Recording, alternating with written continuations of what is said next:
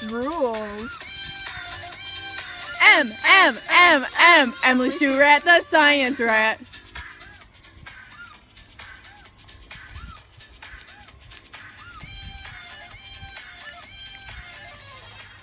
Acid rain is any form of water more acidic than normal. This means that it has a pH lower than 5.6. So, what causes acid rain? Let's dive a little deeper.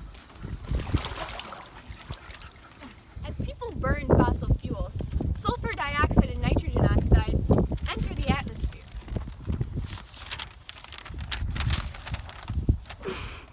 The chemicals mix with water, O2, and oxidants.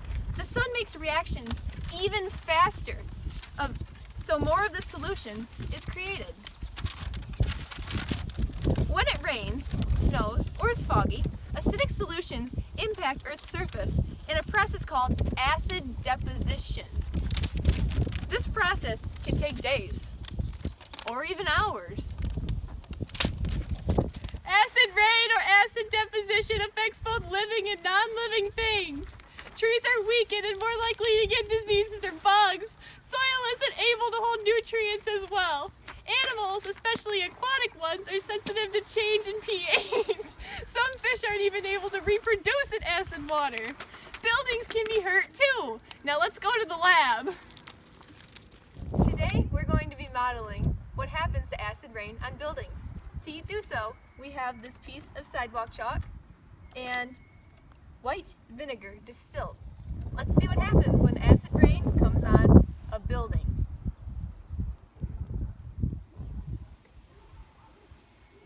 Whoa! So what can we do to stop it?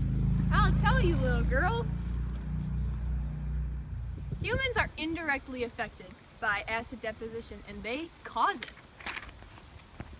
To help, organizations like the EPA conduct scientific research by taking samples of pollution and acidity.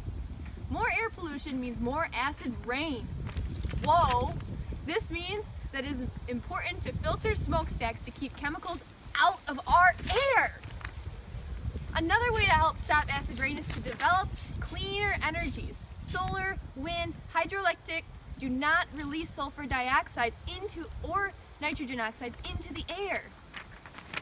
Most importantly, you at home can conserve. Walk, carpool, turn off the lights, just to reduce the chemicals you release into the atmosphere.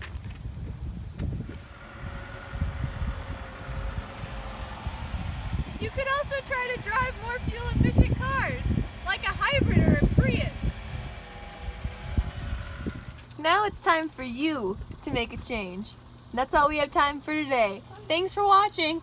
Emily Stewrat, the science rat. Stay curious, my friends. Bloopers. You can also try to drive more.